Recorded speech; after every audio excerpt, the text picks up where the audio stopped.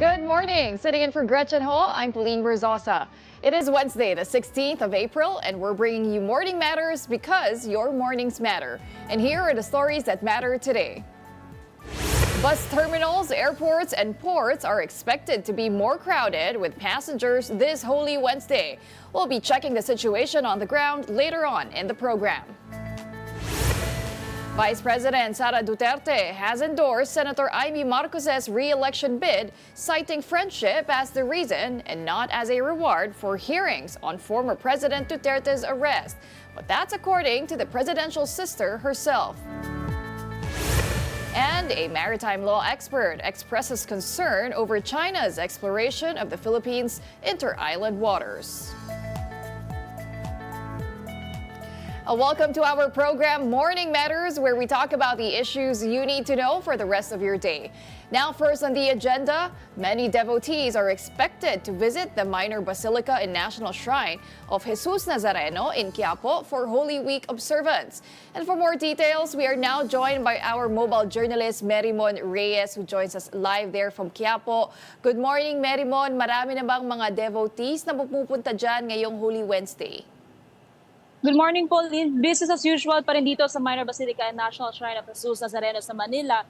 So far, simula kaninang 7 a.m., actually 6 a.m., marami-rami ng mga tao ang pumunta dito pero inaasahan nila yung pagdagsapa mamayang tanghali onwards. Yung misa kasi dito nagsimula na as early as 5 a.m. to 11 a.m. ngayong tanghali and will continue 12:15 in the afternoon, tas 5 o'clock and 6 o'clock p.m. 7 o'clock p.m. kasi inaasahan naman yung pagdami ng tao para manood sa sinakulo o yung theatrical performance. Dito yan gaganapin sa stage sa likod ko sa Plaza Miranda. Ito yung performance na nire-reenact yung, to be specific, yung Passion of Christ. Biblical story showing yung events leading to doon sa paghihirap hanggang sa pagkapako sa krus at pagkamatay ni Jesus. Pero bukod dyan, another factor din kaya dadami pa ang mga tao dito. Marami na rin yung maaga-agang ginagawa yung kanilang bisita iglesia. By practice, usually every Monday, Thursday, that's tomorrow, ginagawa yung bisita iglesia. Pero base sa mga nakausap natin, ginagawa nila ito ng mas maaga para raw maunahan na yung pagdagsa ng mga tao, malabanan yung init ng panahon, while the others kailangan pa kasi nilang umuwi ng probinsya, Pauline. So Merimon, ano yung mga preparasyon naman na ginagawa ng Minor Basilica and National Shrine of Jesus Nazareno dun nga sa pag-anticipate ng mga pupunta dyan? At ano yung figure din na inaasahan nila? Mas marami ba yan kumpara sa nakaraang taon?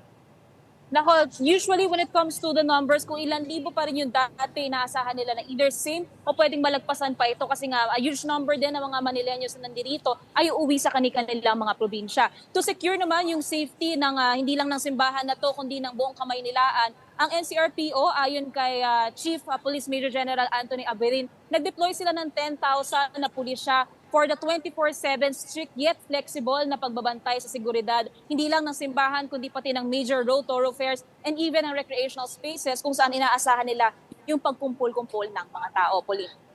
So Merimon, bukod sa Visita Iglesia na usually tradisyon na nga ng mga Pilipino tuwing Monday, Thursday, ano ba yung mga activities ng simbahan for Good Friday, pati ngayong weekend habang Black Saturday at Easter Sunday na rin? Tuloy-tuloy ngayon yung kanilang mga misa. Usually may schedule yan. And dito sa likod ko kaya may naka-set up na stage kasi mamayang 7 o'clock p.m. isasagawa dito yung sinakulo o yun nga yung theatrical performance depicting yung Passion of Christ. Kasabay nito may mga oras din para sa kumpisal. So para sa mga maghahabol pa, magandang tingnan daw nila yung schedule ng pinakamalapit na simbahan o nung pupuntahan nilang simbahan. Kasabay nito, isa pa sa mga hinihikayat nila ay yung matiwasay daw na pag-o-observe ng Holy Week. At base din sa mga nakausap ko na pare, for example, doon sa Our Lady of Loreto Diocesan Shrines sa Sampaloc, Manila, ang nasabi wag daw muna siya na masyadong gagamitin ang mahal na araw para lang simpleng magpahinga, magbakasyon, kundi alalahanin kung ano nga ba yung essence ng linggo na ito. Pero so far, yun pa lang yung mga latest na mga aktibidad dito at inaasahan talaga nila yung pagdagsa ng mga tao. Oo, so Merimon, kamusta naman ang traffic dyan? Para sa mga, siguro may balak palang pumunta dyan sa, sa Quiapo Church. Yes, Pauline. So far, pagdating sa daloy ng trapiko, halimbawa dito sa Quezon Boulevard, maayos pa ang daloy nito even doon sa Recto Avenue. Hindi pa siya congested tulad ng inaasahan natin. Pero naglabas kasi ang DPWH ng listahan ng mga lugar na maapektuhan ng kanilang roadworks. To be specific, Makati, Pasig, and Quezon City, may mga lugar dito na pwedeng maapektuhan yung daloy ng trapiko kaya kakailanganin ng rerouting. Pero pagdating dito sa Manila, wala pa tayong nakikita nga daloy ng traffic, wala pa tayong nakikita nga pagbabago ng daanan ng mga motorista natin. Oo. And finally, Merymon, ano ba ang pwede nating reminders? Oh, may kumakaway dyan sa likod mo. Pero, oo, hello sa inyo, no? Pero Merymon, yun na nga, final reminders para sa mga may balak pumunta ngayong araw sa Quiapo. And kasi alam naman natin, mainit din ang panahon ngayong linggo. Nako, Pauline, isa sa pinaka-sinasabi dito ng ating mga security officers ay kung pupunta raw para sa bisita iglesia o pupunta sa mga simbahan o iba pang recreational spaces, hanggat maaari maliliit na bag na lamang daw ang dadalhin. Huwag magdala ng malalaking pera, mga alahas na posibleng magkaroon pa ng agrabyado kung sakaling sila ay mananakawan. Kasabay nito, ugaliing magdala din daw ng panangga sa araw, sa init ng panahon, payong, towel, pamaypay, lalong-lalo na ang tubig dahil bukod sa dami ng mga tao, yung siksikan at init ng panahon ang isa pang makakalaban ngayong linggo. Alright, maraming salamat para sa report na yan. That was our mobile journalist, Merymon Reyes, reporting live from Quiapo. Now, in other news, Vice President Sara Duterte endorses re-electionist Senator Amy Marcos out of friendship and not as a reward for the hearings on former President Duterte's arrest. That's according to the presidential sister herself. Here's the report. Senator Amy Marcos insisted the endorsement from Vice President Sara Duterte was not a reward for the hearings she conducted on former President Rodrigo Duterte's arrest. Instead, she says it was born out of their long-lasting friendship. Ay, hindi ko naisip yun. Hindi rin niya naisip. Talagang nag-uusap na kami noon. Ako, higit sa lahat, walang mapaglagyan ng saya, pasasalamat at karangalan sa aking puso. Simulat sa poll, kaming dalawa naman talagang magkaibigan. That's even though VP Sara's endorsement is coming a little late with just over 3 weeks to go before the midterms. Senator Amy also said their friendship remains intact even amid the ongoing warfare between their families. She also admits feeling partly responsible for convincing VP Sara to run alongside her brother, believing it may have dragged the Vice President into the conflict.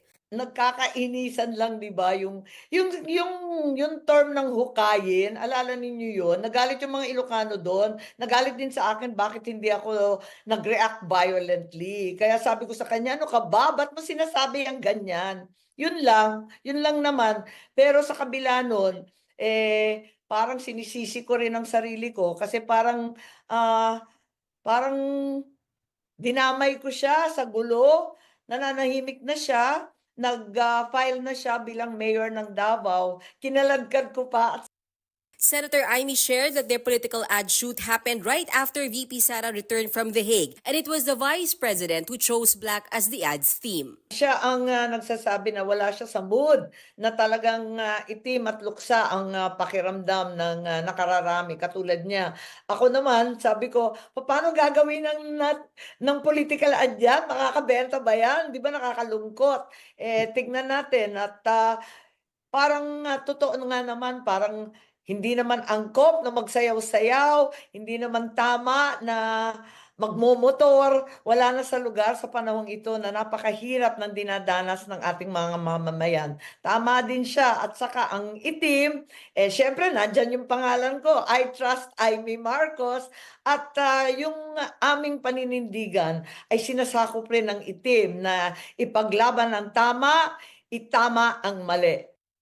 The campaign video features Senator Amy and VP Sara wearing black and saying it reflects the current mood of the country. In response, Malacanang said President Marcos is against negative campaigning, especially when it spreads quote-unquote fake news. And Palace Press Officer Yuse Claire Castro once again clapped back at the previous administration. Pag sinabi ba natin na itim ngayon ang kulay, mas madidescribe siguro natin nung nakaraang administrasyon na sobrang itim at ngayon ay papaliwanag sa panahon ng kasalukuyang administrasyon. Hindi man ganun pa kaputi, pero patungo na doon. The presidential sister acknowledges that many may question her decision to align with the Dutertes instead of her brother, but says the worsening national situation pushed her to act. She also admits she's not on good terms with President Marcos, but she hopes he won't take her decision personally. Siguro maintindihan na lamang ako na hindi na tama ang landas ng administrasyon na nanghihinayang talaga ako para sa akin. Malaking trahedya sa amin to. Sana wag masamain. Alam ko nagtampo dahil dun sa hearing.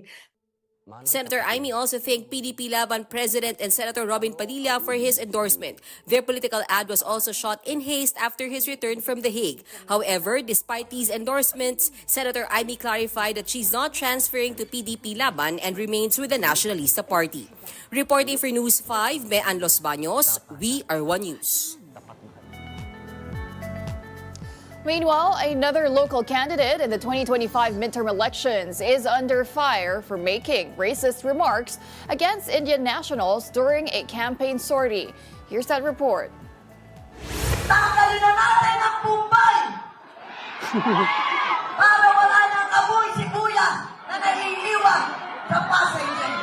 This is the viral statement of incumbent Pasay City Councilor and mayoral candidate Edita Wawi Manguera during a campaign event.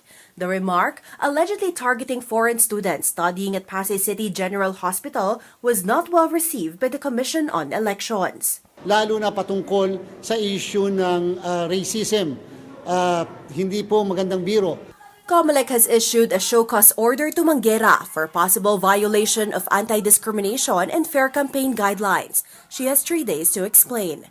COMELEC is also set to hear the complaint filed by Contra Daya against the vendor's party list. The group alleges that the party list top 3 nominees do not come from marginalized or underrepresented sectors, which they argue should lead to cancellation of its registration. Hindi talaga mga vendor. Yung isa, kontratista sa DPWH, at yung iba pa ay mga malalaking negosyante. It's a big mockery of the law. But according to COMELEC, based on a Supreme Court ruling, a nominee does not need to be a member of a particular sector to represent it in Congress. Sapat lamang na meron kang proven advocacy para sa sektor na yon. Now, from bus terminals to airports, passengers are hoping to spend the rest of the Holy Week outside the metro or even outside the country. And now we'll be getting updates from the Ninoy Aquino International Airport, where our mobile journalist Amy Atienza joins us. Hi Amy, good morning. Kamusta na ba ang mga pila sa check-in at immigration counters dyan sa NAIA T3?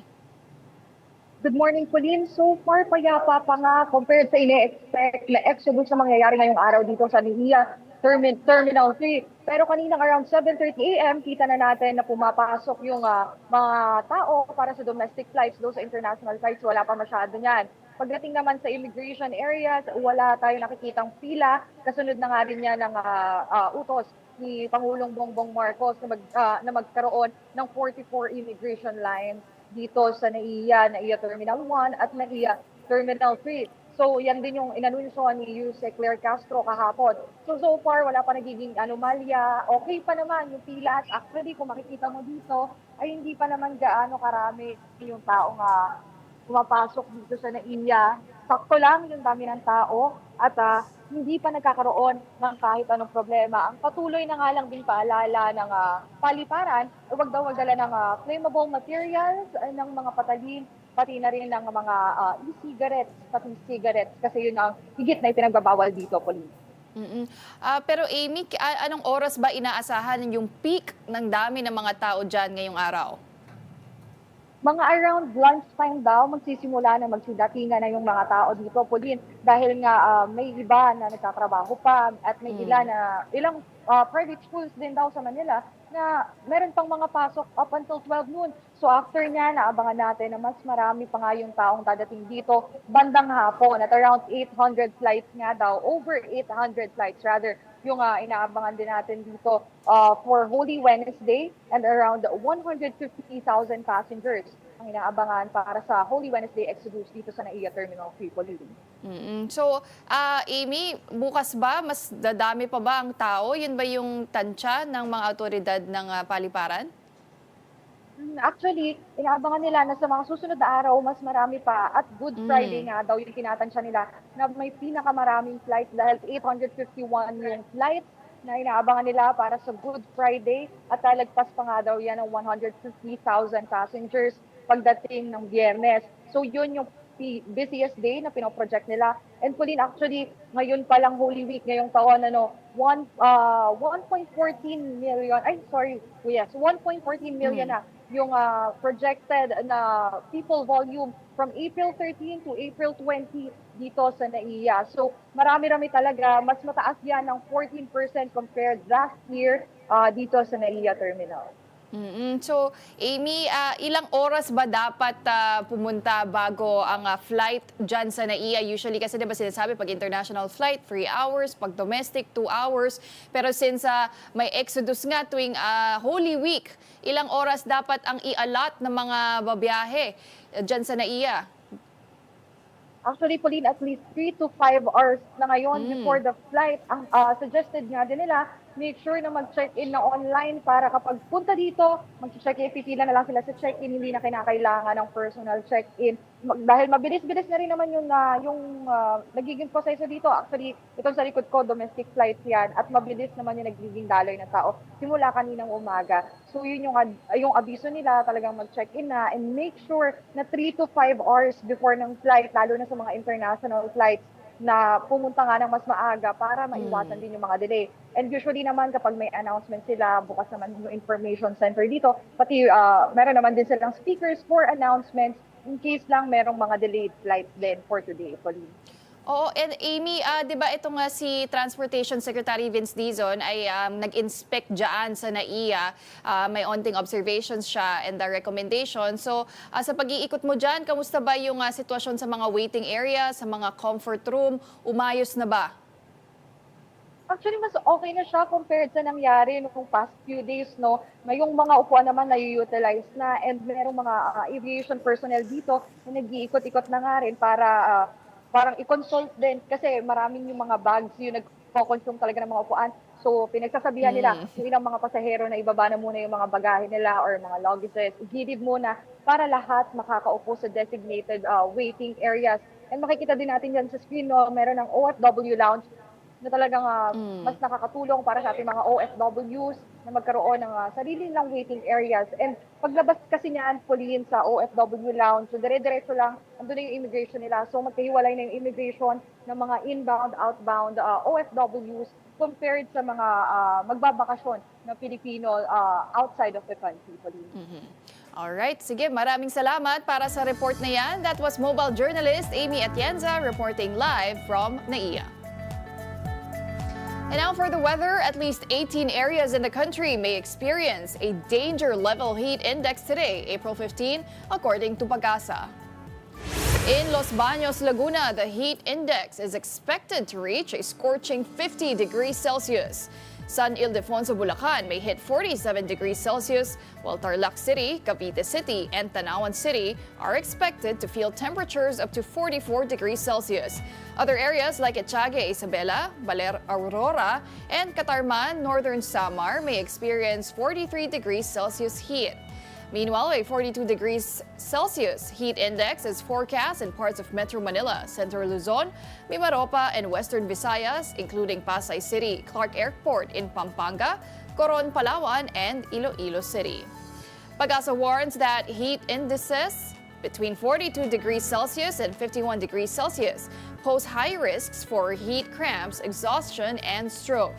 The public is being urged to stay indoors, to stay hydrated, and to wear light clothing to avoid heat-related illnesses. Don't go away. We still have more stories right after this break. Keep it here.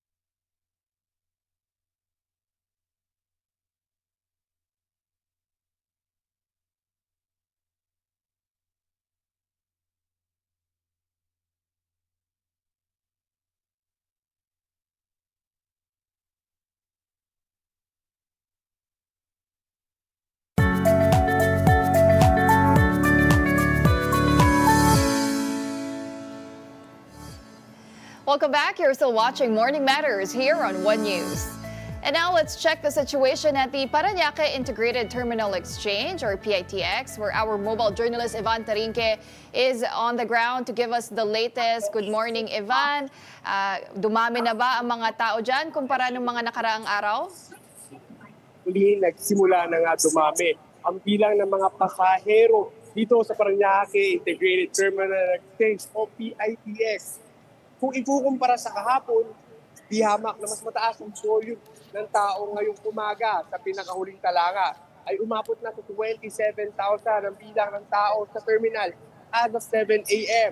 Pahirapan na rin ang pagkuha ng mga tiket dahil nasa 78% na ang fully booked sa ilang biyahe pa Bicol. Dahil dito, nagdagdag na sila ng halos 20 na extra trips para matugunan ang demand ng mga pasahero. Inaasahan ngayong araw ang mag-peak ang dami ng pasaherong uuwi sa kanilang lalawigan at ayon sa kanilang estimate ay aabot sa 200,000 ang kabuuang bilang ng pasahero ngayong araw. Para naman bukas, nasa halos 70% na ang fully booked na ilang biyaheng pa Bicol. Kaya naka-standby na rin ang humigit kumulang 10 extra trips para dito. Nagkalat pa rin naman yung mga passenger assistance desk sa iba't ibang bahagi ng terminal at patuloy pa rin naman ang mahigpit na seguridad sa loob at labas ng terminal. Pauline. So Ivan, yung mga wala pang ticket, makakabili pa ba sila dyan? Yes, tama ka dyan, Pulino. Kahit pa paano makakabili naman yung ibang mga ating kapasahero mag-walk-in, makakabili pa rin sila ng mga ticket. Pero unfortunately, baka magantay sila ng matagal-tagal, no? Dahil usually, pag simula nga nung Monday, medyo yung ibang mga pasahero nag-walk-in dito ay umaabot na ng 3 to 5 hours yung kanilang hinihintay para lang makasecure ng ticket, no? Pero ngayong araw, dahil nga ngayon inaasahan yung talagang peak ng exodus, no, ng exodus sa mga tao ngayong Semana Santa ay baka mas tumagal pa dyan yung bilang ng kanilang oras na antayin. Kaya naman yung iba, nakausap natin, no, March pa lang ay nakabook na sila ng ticket para ngayong araw ay pabiyahe na lang sila. No? Kahit na may ticket, dumating sila dito sa terminal, maaga pa lang, no? 7:30 nandito na sila. Kahit na alas 10 pa yung kanilang biyahe, mas okay na daw yun kaysa naman wala silang ticket at magantay pa sila ng matagal para lang makakuha ng ticket pa uwi sa kanilang probinsya. Oo, tama ka dyan, Evan. Ano? Mas maiging nga naman talaga mag-book in advance at gawin na yan online para hindi na ma-hassle pagdating dyan sa PITX. Pero gaya ng sinabi mo, Evan, no, today yung inaasahang peak ng dami ng mga tao dyan sa PITX. So, yung mga bus ba, on time naman yung kanilang pag-alis? Tama ka dyan, Pulino. As of right now, wala pa naman tayong nababalitang nagka-cancel or na-delay yung trips. So usually kasi around 30 minutes yung turnaround time ng mga bus dito sa terminal. No? Pero yan yung para sa provincial. Yung pagdating naman sa mga short-term na biyahe, short trips dito within Metro Manila or sa Cavite, Batangas, no? Usually yan yung hindi magkaroon ng tamang time dahil yung iba daw talagang traffic sa biyahe, so hindi makapagbigay ng specific na turnaround table yung ilang mga bus companies para mabigyan nila ng exact time yung mga pasaherong nag-aabang makasakay sa mga bus na yan. And Evan, earlier this week, nagsagawa nga ng inspeksyon itong si Transportation Secretary Vince Dizon dyan sa PITX. Kamusta naman yung naging improvement sa waiting areas, pati na rin sa mga CR? Mas okay na ba para sa mga pasahero na nandyan sa PITX? Ulin, pakita ko rin sa'yo, no? Ito kasi yung isa sa napunahan ni Secretary Vince Dizon noong nag-ikot na sa terminal. Ito yung mga departure screens, no? Usually kasi ang meron lang ay yung mga long trips, no? And so far sa ngayon ay long trips pa lang din yung nakikita nating screens, no? Plus, yung isa pang napansin niya ay yung mga pwesto ng mga bus dispatchers, no? Kasi kadalasan, kasi mapasok kami, yung ibang dispatcher kasi dito sa labas mismo nag-aantay, no? So dito sila nag-dispatch. No? Pero sa ngayon, nakikita natin, wala nang dispatcher dito sa labas ng mga bus bay at nandito na sa loob. No? So mas komportable na yung mga dispatcher ng bus kung ikukumpara noong nag-inspect si Secretary Dizon dito sa loob ng terminal. In terms of restroom, siyempre, Napansin naman niya na malinis, maayos naman yung palikuran dito sa loob ng terminal. Yun nga lang, kailangan pa daw dagdagan para mas i-accommodate yung mga bilang o yung dami ng tao tuwing ganitong klase uwian ng ating mga kapatid sa kanila ng mga probinsya. Compared nga to Monday, nakikita ko nga, Evan, mas marami na talaga yung mga tao compared nung nagre-report ka nung Lunes. So ito na nga, nagdadagsaan na yung mga tao for the Holy Week break. So final reminders na lang, Evan, ano ba yung mga pwede natin ma-remind sa mga babiyahe gamit ang PITX? Tama ka dyan, Polino. So paulit-ulit natin pinapaalala na bawal po magdala ng mga masulis na bagay, baril at flammable materials. No? Kahapon, dumating si NCRPO Director Abirin dito para mag-ikot. So nagpaalala na rin siya dun sa ating mga mag-uuwi sa kanilang probinsya na siguraduhin yung kanilang gamit dahil yung peak ng tao ay daw yung salisi at yung mga pagbubutol-putol. No? So bantayan daw na maigiyan at yung mga uuwi daw ng mga probinsya ay siguraduhin daw na nakala yung kanilang mga bahay. No? At, o kaya naman ipagkatiwala sa kanilang pamilya para hindi sila masalisihan ng mga masasamang loob nang wala sila sa kanilang tahan. Okay, maraming salamat for that report at ingat ka dyan. That was mobile journalist Ivan Tarinque. Now, in other news, a maritime law expert expresses concern over China's exploration of the Philippines' inter-island waters. Here's the report. This Chinese ship was spotted by the crew of the Philippine Coast Guard's BRP Cabra past 10:30 a.m. on Monday. That time, BRP Cabra was patrolling along Capon Grande in Zambales when the Chinese vessel approached them. This is China Coast Guard vessel 21612. China has its patrol sovereignty over the Hawaiian Island and its adjacent waters. At one point, according to the PCG, the Chinese Coast Guard ship tried to block the BRP Cabra, but eventually sailed away. The China Coast Guard vessel 21612. This is Philippine Coast Guard vessel BRP Cabra, MRRV 4409. You are advised that you are currently sailing within the Philippine Exclusive Economic Zone. Meanwhile, over at Itbayat, Batanes, the PCG flew its plane to monitor another Chinese research vessel spotted sailing in the area. The PCG repeatedly tried to radio the vessel, but the calls were ignored. The Philippines has consistently protested China's incursions into its exclusive economic zone, an area Beijing claims even though it's much further away from it. But on April 14, Google Maps formally marked the ocean west of the country as the West Philippine Sea, sending social media cheering. The armed forces naturally also welcomed this inclusion, saying it affirms international recognition of the country's sovereign rights as upheld by the 2016 arbitral ruling under UNCLOS. However, the WPS label can't be used as a tangible proof that China's entry into our EEZ is illegal. Google follows local naming conventions, and as they said, it's long been called WPS, they just made it larger and easier to see. Speaking on the big story, maritime law expert attorney J. Batongbakal said that while the WPS label on Google Maps is a welcome development, this also means wider recognition among private entities. We thank Google, of course, for doing this, but we also have to keep in mind that as a private company, Google is not a representative of, say, any country, no? So what it means really is that it's more of the widening recognition among private entities, citizens, and both natural and juridical, no? Of awareness of the Philippines and its rights and entitlements. More importantly, Batongbakal expressed concern over China's exploration of the Philippines' inter-island waters using drones. It can be used for both scientific and or military purposes, the kinds of data that these drones are designed to collect. No?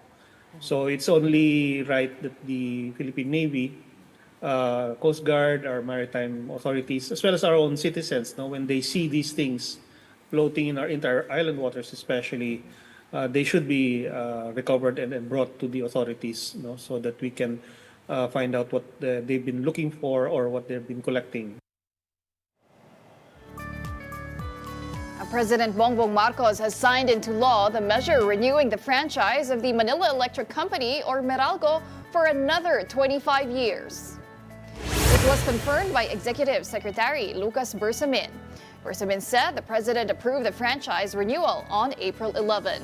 Both chambers of Congress earlier passed the bill on final reading, granting Meralco continued authority to operate as the country's largest electric power distributor. Meanwhile, light traffic was observed along NLEX as of 6 a.m. today, Holy Wednesday. These include usual choke points such as the toll plazas in Balintawak, Mindanao Avenue, and Bocaue, Bulacan. Light traffic was also seen along San Fernando north and southbound lanes. According to NLEX management, this is also the same situation in all other areas up to the SCTEX. And now let's get more updates from NLEX management. The Expressway Senior Manager for Traffic Operations, Robin Ignacio, now joins us on the line. Good morning, Sir Robin. Gano'n na po ba karaming sasakyan ang inaasahan nyo sa NLEX ngayong araw? Opo, the average will increase by 10%. Yun po yung expectation natin today, actually up to Monday na po yan. We're expecting yung exodus starting early this afternoon until later tonight po. And then again, tomorrow, early morning, up to early afternoon. So right now we are seeing a bit more vehicles, but yun nga po, expectation namin is later this early afternoon. So sir, what are some of the traffic management strategies that the NLEX will be implementing in order to mitigate traffic along the expressway? Yes, since it's a yearly situation or observation that the exodus happens during Holy Wednesday afternoon until Thursday afternoon, we will implement right away a counterflow from Balintawak area up to Marilao area and also at San Fernando up to the area just to help ease out the volume going north. And sir, this zipper lane will be open just today until tomorrow? This is for the northbound traffic and for the Saturday traffic, that's people coming back to Metro Manila. We will implement counterflow Saturday 12 noon and also Sunday 12 noon. The counterflow will be from Dau to San Fernando and also from Balagtas up to Bocaue Toll Plaza. And from Bocaue Toll Plaza, that's just after Bocaue Toll Plaza 26, up to Balintawak area. So for today and tomorrow, it's for the counterflow is for the northbound traffic, and for Saturday afternoon, evening, and Sunday afternoon and evening, it's for southbound traffic. And sir, as you mentioned, this is a yearly observation. So NLEX already knows what to expect every year in terms of course, the volume of vehicles. So with that, sir, ano po ba yung mga particular choke points na inaasahan nyo during this period? Yes, definitely toll plazas, minimal na po yung ating mga queuing. Only if the main line is already full. At times, you cannot fast-track the transaction already at the toll plazas entering. But for this one, the choke point that we are seeing is, again, right after Bocaue Toll Plaza, up to Marilao area, and also the two-lane stretch of the expressway, which is from San Fernando to Dau, and also a part of SCTEX going to Tarlac Toll Plaza, because we also implemented additional toll collection points at Tarlac Toll Plaza just to hasten the passage of motorists in that last toll plaza of SCTEX. Well, sir, since you mentioned that the usual choke points are at the toll plazas, will all booths be operational this Holy Week? Is there added manpower, especially for the cash lanes? Kasi minsan dun din po nagiging mahaba yung pila. Yes. Yeah, we are expecting that queues, of course, will be longer at our cash lanes, wherein meron pa rin naman talagang cash lanes in all our toll plazas. And what we usually do is to convert some of the RFID lanes into cash if the queue is really that long. But on the premises that it will not affect, of course, the RFID users. Okay, sir, did NLEX record any incidents, accidents the past few days nitong Holy Yes, Week po? so far yung pinakamatinding accident that we have recorded is the one that happened the other night around 7 p.m. That's in Valenzuela area southbound, involving a minibus and two trucks. Aside from that, there are other minor incidents, but they were cleared quickly, so it did not affect our traffic flow that much. And sir, if there are any incidents or accidents, what can motorists do? O kuwari na tumirik rin po sila sa NLEX, ano po ba dapat nilang gawin? Yes, even if we have more people roving around who most probably will be able to see the incident, we also have CCTVs at our traffic control room, wherein we just added 17 CCTVs just 2 weeks ago. No? So most probably all of them will be, most of them will be detected through this means. But if ever that hindi na po sila makita kagad, they will not be detected immediately, they can call 02135000 so we can send assistance immediately. And by the way, we already implemented again free towing for class 1 to the nearest exit starting at 6 a.m. today, and it will be up to Monday 6 a.m. For us to clear incidents faster so that they will not be affecting the traffic flow that much. All right, and finally, sir, any tips, reminders for motorists who will be flying NLEX this Holy Week? Yes, even if we are going to implement free towing for class 1 to the nearest exit, it should not be a cause for motorists not to prepare well. We're requiring them, asking them to prepare well, and in their preparation, dapat they will be able to check their vehicles that it is in good condition, as well as the driver, of course, dapat may pahinga and in good condition. And also, for motorists who still don't have RFID, kung pwede magpakabit na. And if they already have RFIDs, please ensure that they have enough load balance so that there will be no problem at our RFID labels. Okay, well, thank you very much for your time and updates. That was the NLEX, or North Luzon Expressway Senior Manager for Traffic Operations, Robin Ignacio. Thank you, sir. Thank you very much and good morning. All right, now stay tuned because Morning Matters will be right back after this short break. Keep it here.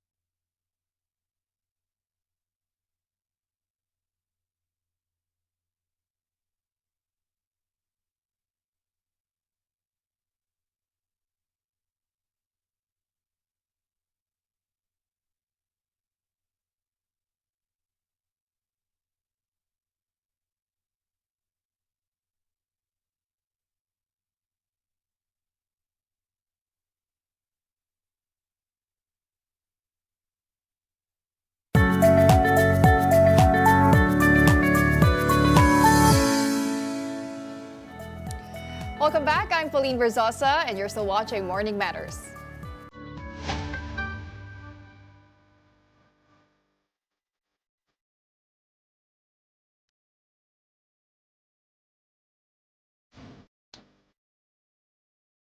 Now, our today's guest can make you laugh while making you think. From TikTok to the pulpit of humor, Romar Chuka, also known as the Catholic comedian, is now joining us live here in the studio. Good morning, Romar, and thank you for being here with us this Holy Wednesday here on Morning Matters. Good morning to the millions of people who are watching right now from heaven and earth. From heaven and Diba? earth. Oy, gusto ko yun, ha? Millions. Speaking of millions, I mean, you have millions of views on social media engagement, and that's because of your persona on social media, which is the Catholic comedian. And in order to get to know you better, Romar, tell us about your background. Paano mo ba nasimulan itong Catholic comedian? Well, ang background natin ay LED screen, pero paano ko nasimulan yan ay, sa pamamagitan talaga ng TikTok. No? It was because of the pandemic. I was taking up my MBA degree, and then we had a thesis time to write our thesis. Your MBA was about business. Yeah, it was about business. So, very business-oriented din ako. Pero, I love religion and things like that. Pero, kapag stressed ako, tumutugtog ako ng piano. Because tumutugtog ako ng piano sa simbahan ever since 2008. Okay. So, dahil stressed ako, I was playing the piano, and then na-realize ko na pwede ko rin naman pala i-record yung sarili ko. Na-discover ko yung duet feature sa TikTok. Right. Na may napakahabang intro ng Anima Christi. Yun yung, kung alam ng mga tao, yun yung Soul of Christ, Sanctify Me.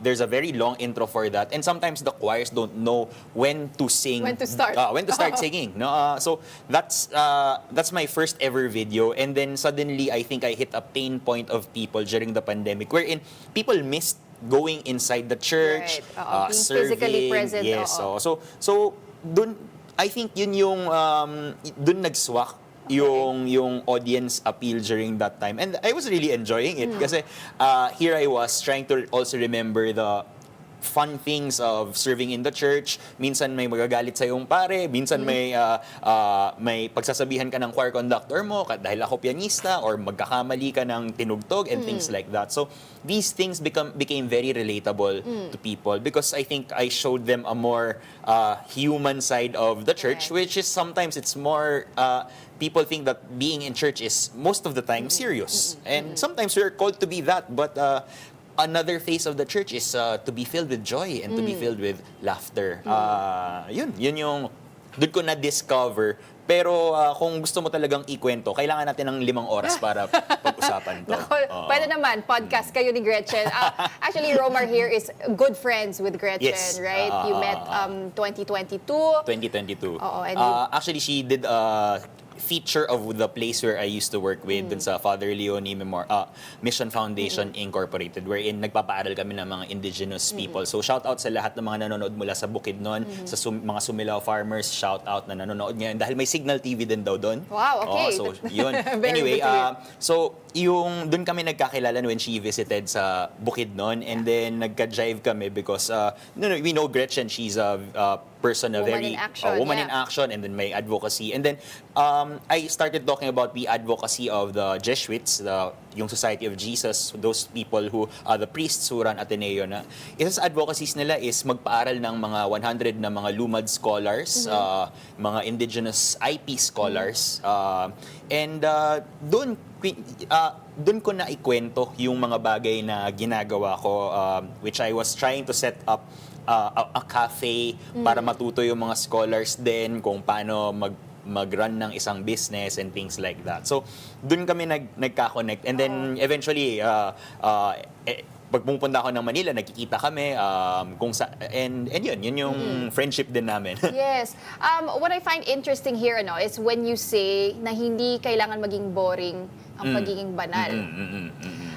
So before, when you were conceptualizing this being a Catholic comedian, do you think you were really filling a gap in how like the church connects with the younger generation, Gen Z, millennials, and that's what you were feeling by creating content that is engaging and faith-based at the same time? Siguro makakwento ko siya dyan sa isang ginawa ko recently. No? We know that the church has the Catechism of the Catholic Church. Diba? Parang if you read that, it's feeling mo makakatulog ka minsan pag mabasa mo yung ibang mga bahagi nun. But it's important for the faith. But I realized that I know how the Gen Z speak with their no cap, with their yung mga... Pero hindi ka Gen Z. Hindi ako Gen Z. Pero Millennial. Millennial, no? So I know how Gen Z speak with their language, and then I decided to write an entire catechesis and then just post it na ako yung nagsasalita. And then I think nasa 20,000 or 30,000 views yun. I think yung sa pagsagot ng tanong mo, masasagot ko yun sa pamamagitan ng isang business concept sa marketing, yung blue ocean strategy, wherein minsan pag iniisip natin comedians, 'di ba? Stand-up comedies, which is a very good thing. I have stand-up comedian friends. They invited me to their podcast before. But there are also Catholic content creators na nagbibigay ng reflection, napakaseryoso. I think what I did was blur the lines, no? Between the two. It doesn't have to be boring. Yes, it can be fun and engaging. Na hindi lang siya seryoso, no? Na may paraan pala to engage with the youth and maybe the older generation, no, of today. What it's like to be a Catholic, na hindi lang kailangan pala puro dasal, which is important. Hindi lang pala kailangan puro pagpunta sa simbahan, which again is very, very important. But also your life beyond the church is also important. Your very secular lives, yun yung sinasabi ko rin. So, part of the secular life is humor, di ba? And I think yun yung medyo nakuha nating kiliti sa mga tao mula sa ginagawa nating content. Actually, Romar, I found out that you've been also teaching Christian life education since 2016, right? I taught from 2016 to 2020 sa Ateneo High School, no? And then after my MBA, I also taught market research at marketing na doon sa Bukidnon naman for an entire year. Pero for me, no, I think what's happening right now with the ministry, I call this also a ministry that I'm doing, is that also I'm blurring the line between the classroom and the real world, 'di ba? So hindi ang pagiging teacher ko, no? Kasi pinagmamalaki ko yan eh. Sinasabi ko I'm Mr. Romar Chuka, LPT, MBA, LTO. Licensed you really earned professional it. driver, no? Ay, hindi. Yun. Hindi, pero totoo yun. Licensed non-professional driver. Okay. Yeah, anyway, so sabi ko, I think nakakaturo din to eh. Itong voice na meron ako, may mga nakikinig kahit papaano eh sa mga ginagawa kong kalokohan online. Well, I wouldn't say it's kalokohan, Religious personally. kalokohan with meat. Because when I watched your content on TikTok, no, parang you're right. It makes it more relatable to the younger generation. I guess not even younger generation, even any generation nga, because it speaks in a more organic, raw way that can make it very relatable to everyone. But I'm sure, Romar, no, you've also probably encountered some criticism, maybe from conservatives. Have you received any negative criticism? I wouldn't say na, kasi I have very conservative friends din. I also attend the traditional Latin Mass I attend yung mga Mass na may liturgical dancing and things like that. So, very wide ang spectrum ko sa pagdating sa mga kaibigan. Pero there are select people, whenever I speak about touchy subjects, kasi napakaraming touchy subjects. For example, there was yung LGBTQ nung yung Pride Month. Nagsasabi lang naman ako, Happy Pride Month, 'di ba?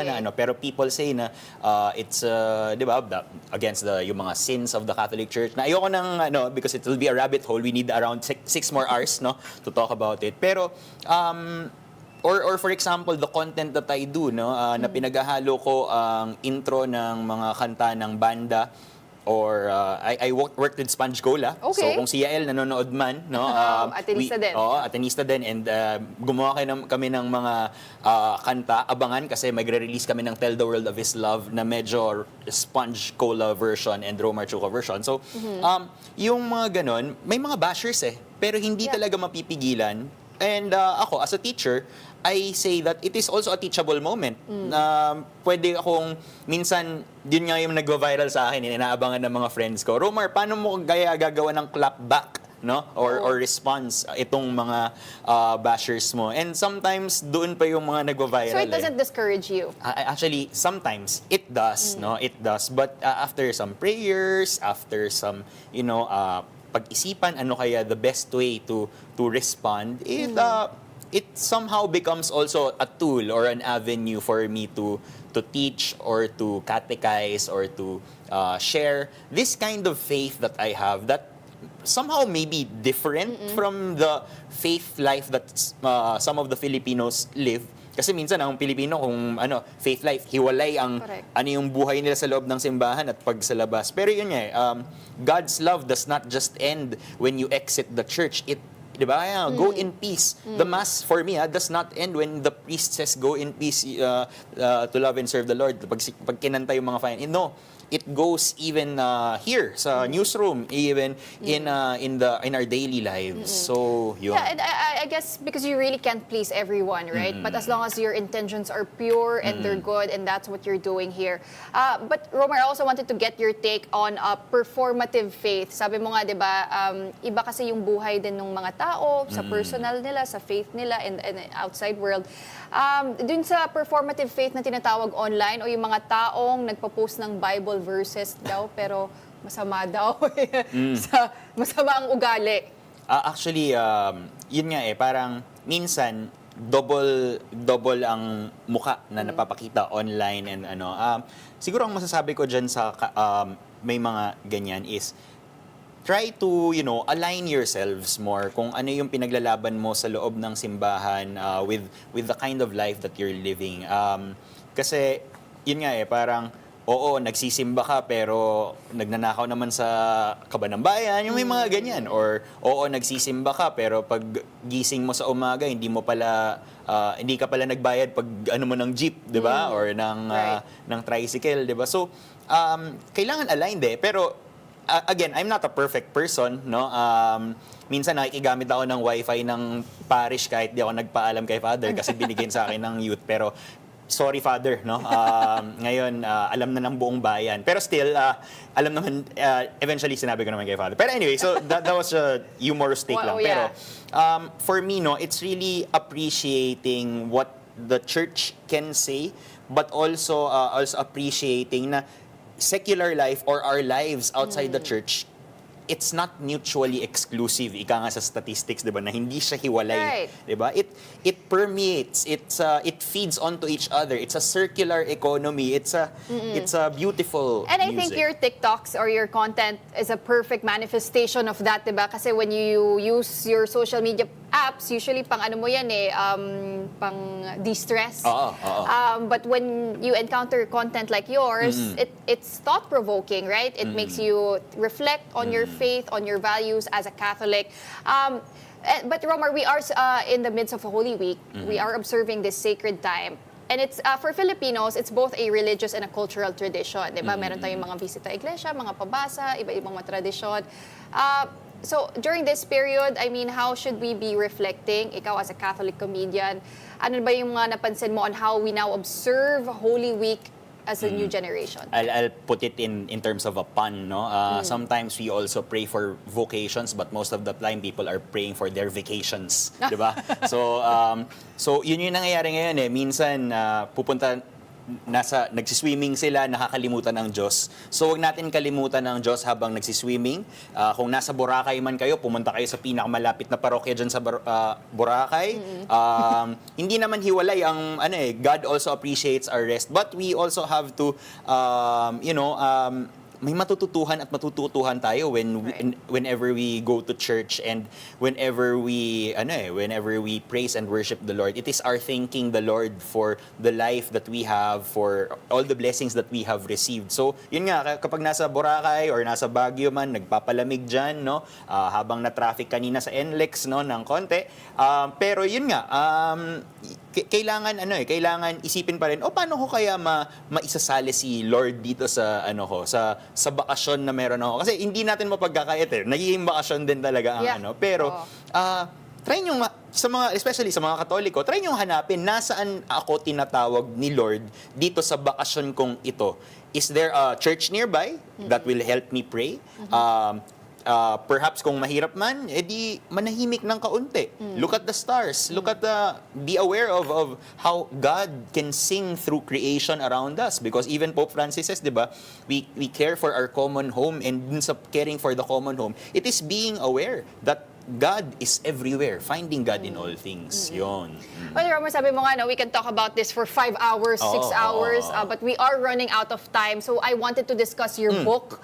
Ito, Catholic Comedy Libro. So, itong aking libro, ang Catholic Comedy Libro, no, I wrote it back in 2022 as a compilation of the reflections that I've had, and it's reminiscent no, of the jokes na joke books of the year 2000s, Yes, diba? Yung mga binibili sa mga magazine Correct, stores. sa mga So may mga bookstores. listahan ng mga jokes, pero may mga reflections din. And then actually si Gretchen Ho, no? Shout out sa iyo, Gretchen Ho, because ikaw ang nagsulat ng forward kasama si Father Cali na nasa Roma. Okay. Yun. So this is a collection of What's the an of example? jokes. Let's, Ano ba? ng mga joke ba yan? Oo, actually. Pero, anihin nyo na Mahaba lang. ba? Yung, sige, maghanap ako. For example, gumastos kaya si Jesus tuwing may 11-11 sale sa public market? Because, di ba, si Jesus pumunta sa public sale. No, because Jesus saves.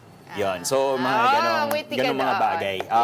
So, this book actually was a finalist dun sa 18th Cardinal Sin Catholic Book Awards. Kaya there's the honor na the Catholic Church also, likes what I do. Being recognized. So where can our viewers find your book, order your book? They can order this book sa jescom.ph. No? Just look for the book, i-search nyo, mag-appear yan sa Google. Sa mga nasa Roma, you can also buy kasi pwede rin naman international. International. Yeah. Okay, well, thank you very much, Romar, for joining us this morning. You're welcome. We really appreciate your insights, and hopefully magkaano na kayo ni Gretchen, no? Magkatugma yung schedule nyo. Oo, nagkakasalisi kami.